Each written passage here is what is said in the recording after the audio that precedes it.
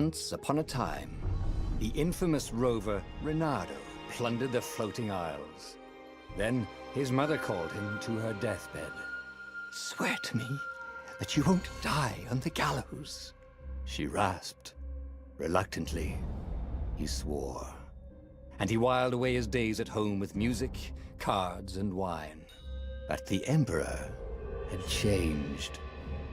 He'd been good once, a shy, almost humble toad. He'd built universities. Then people started whispering about mass graves in the woods, midnight rituals, victims screaming. The Imperial Ravens would round up entire villages, and no one ever returned. The Ravens had come to Ubar scouting for ancient books said to be of great power. But the librarians had hidden the books, so they'd burnt the librarians. The citizens, outraged, had driven them off. The Ravens had come back with dropships. The kid had fled with one of those books. He was brave and dumb and wanted to join the rebellion. And Reynardo had promised his mother he'd protect him. The kid was looking down, watching his city burn. "Sorry, kid," Reynardo told the kid. "Look, if we give them the book, they'll leave you alone." "My mother died for this book!" "I promised her I'd protect you." Oh, damn it. The kid had run off. With the book, of course. So Reynardo had to run after him.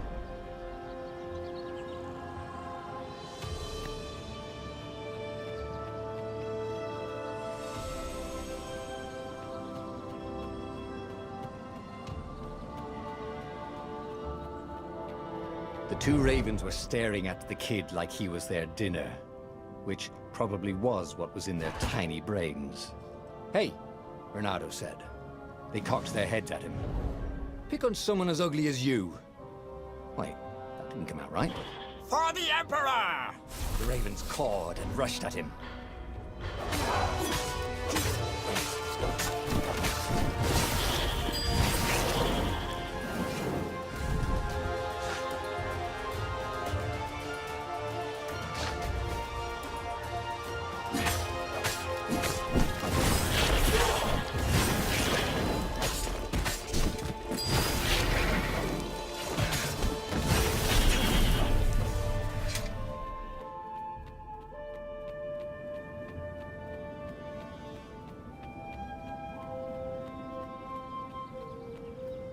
A dropship flew overhead. He hoped they hadn't noticed him. The kid.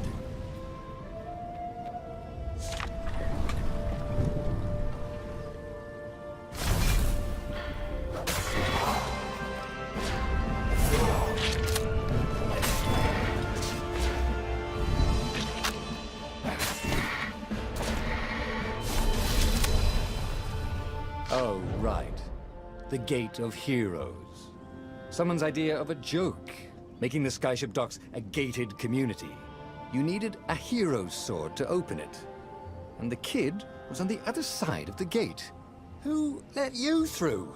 Promise me you'll take the book to the rebels, or I'm gonna steal your ship. I'm not taking that damn book anywhere, and neither are you. Try and stop me, laughed the kid. I bet you don't even have a hero sword.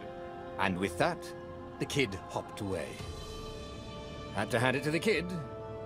He was an idiot, but he had guts. Where was Reynardo going to get a hero sword?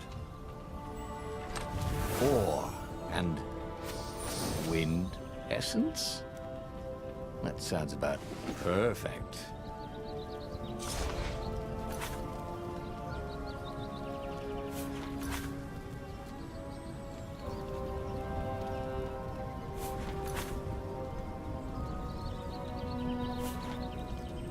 Hero Sword, QED.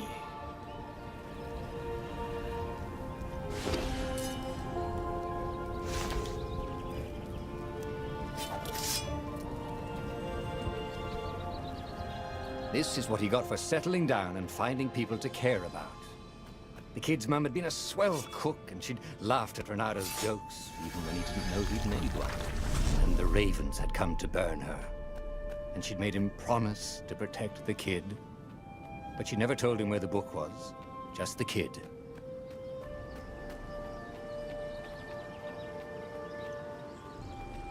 He came up to a ledge. It was too far to jump. There'd been a bridge here before, hadn't there? And there was Peter, giggling at him. How'd you get across? He asked the kid. Where'd you find a hook? I hopped, said the kid. Wise-ass kid. Hey, look out behind you! Cute, said Renato. Ah, ravens.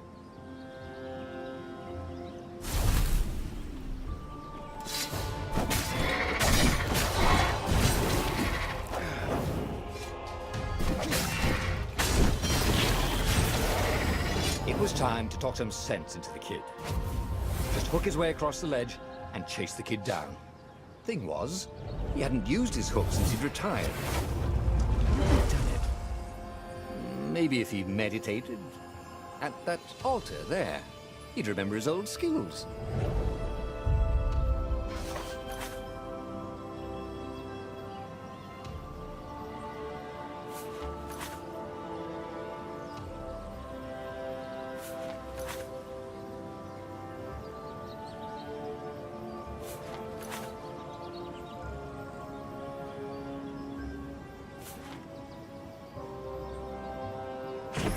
Starting to come back to him. Something you never completely forgot, like how to freeze time when attacking. The more he fought, the more he'd probably remember.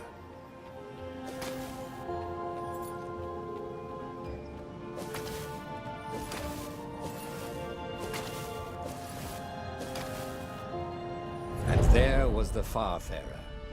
She was the fastest ship he'd ever known. She could do the Kestrel run in 12 furlongs. Oh, so the salesman had told him. And something told him the kid was about to walk into an ambush. Stop! He shouted. I'm not giving you the book! Shouted the kid, and took off. No! Peter! But the kid ran for it. And a goggler nailed him with its eye-beam.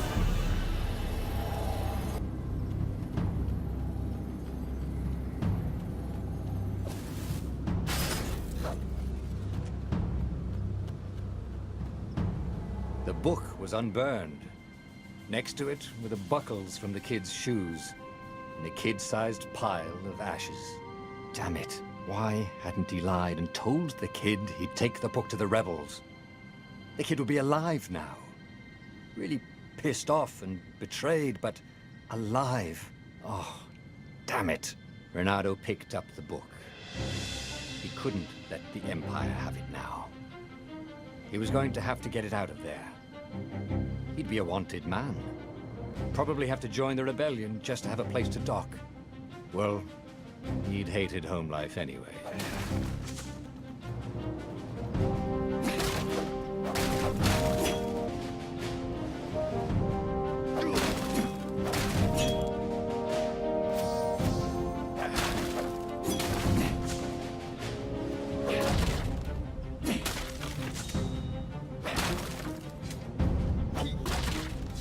What was the big deal about this book anyway?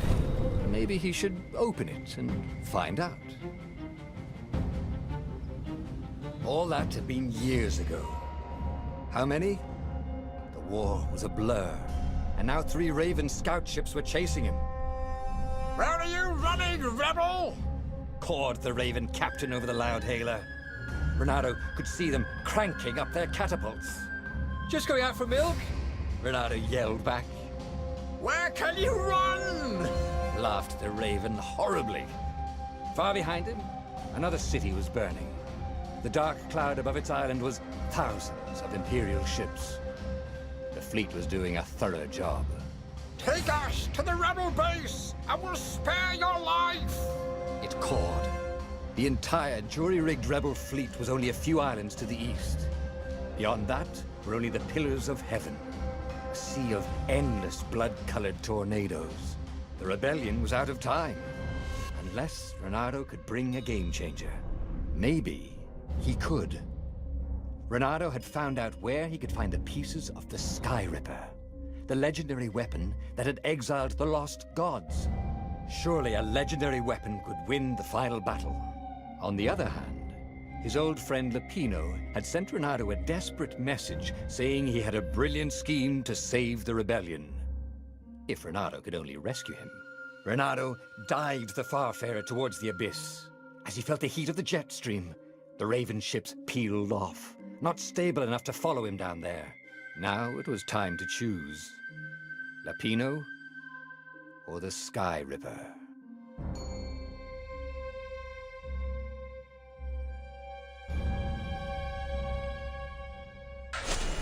Ah, Lapino. Apparently, the Mad Rabbit had sold a Pegasus that he did not exactly own. Lapino always wiggled out of trouble, given time. But he was out of time. The Ravens had figured out that Lapino was a rebel spy. If the fleet reached him first, they'd string him up for that. Never mind the winged horse.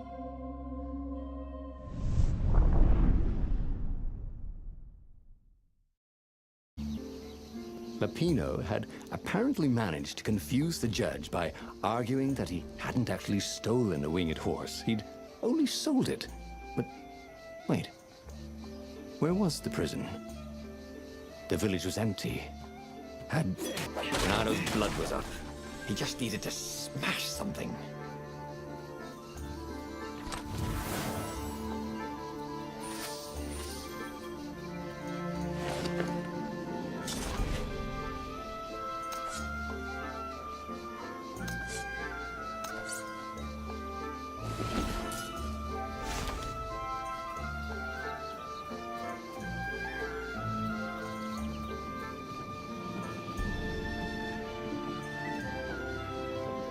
This was much easier than free climbing.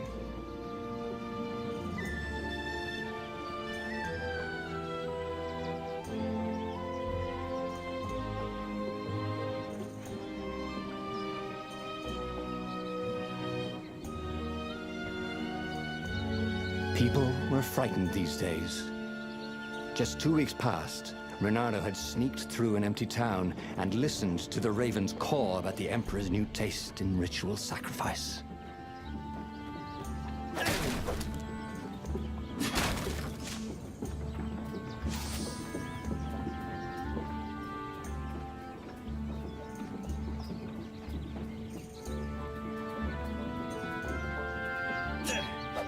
It was good to practice your moves, thought Renato. Keeps you limber.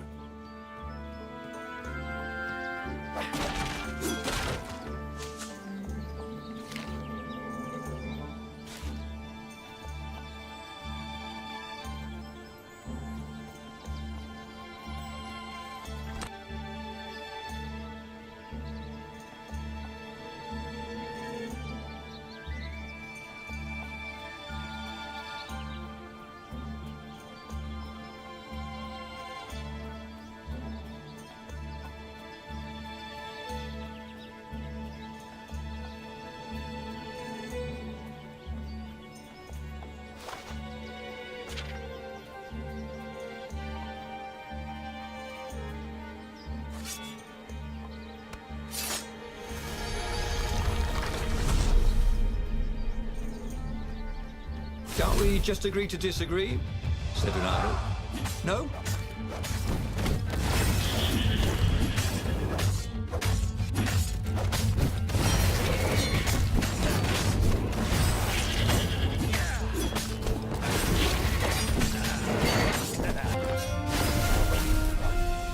Ravens were landing everywhere.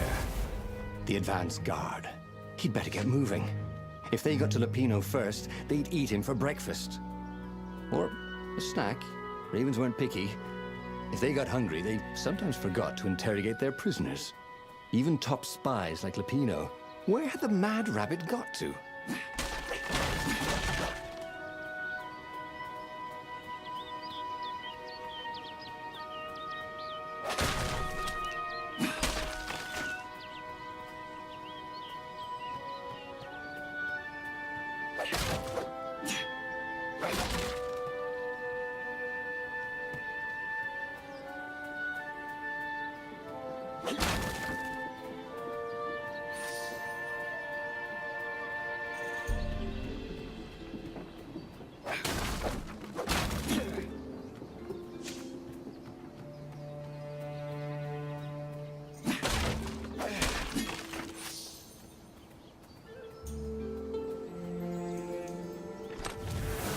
Renato had been to a dungeon once where all the chests had teeth and eyes. It had been a short visit.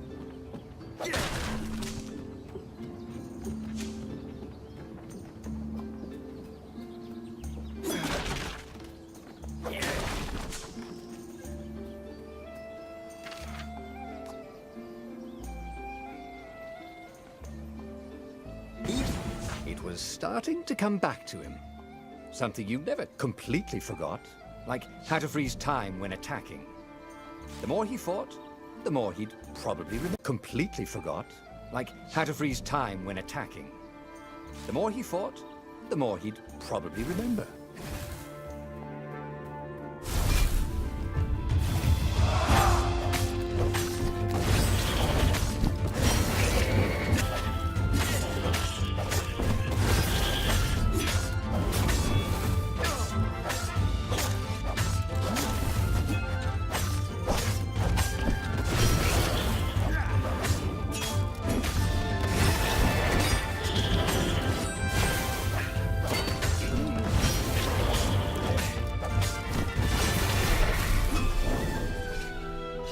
In a swirl of newly remembered knowledge.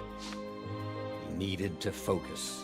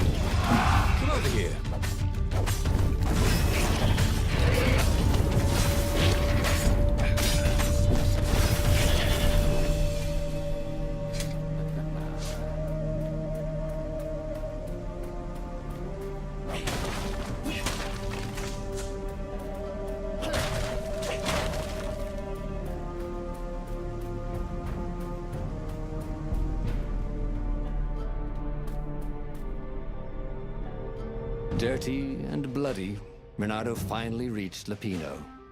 The rabbit was practicing his shuffle. Renato recognized the cards. It was Lapino's favorite deck. Oh, I thought you were in danger. I am. The ravens are coming. Oh, the pribble, actually, for weasels. Now, I got a brilliant plan to kidnap Zenobia. We capture Zenobia, we find out what she knows, and that's the whole war right there. Easy peasy, lemon squeezy.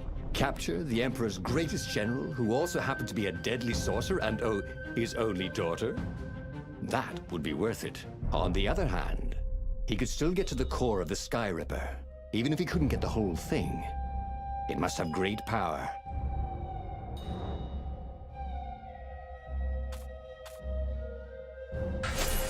Zenobia wasn't just the Emperor's daughter, of course. She'd been Renato's best friend in Sword Fu school. And you're still mad for her, the rabbit reminded him. They'd been close. She'd told him things no one else knew. But she'd never told him who she really was. She knows all the Emperor's plans, chuckled the master spy. She won't give them up easily. She'll tell the interrogators, all right, said Lapino. Taking her would, all right, said Lapino. Taking her would change the game, all right.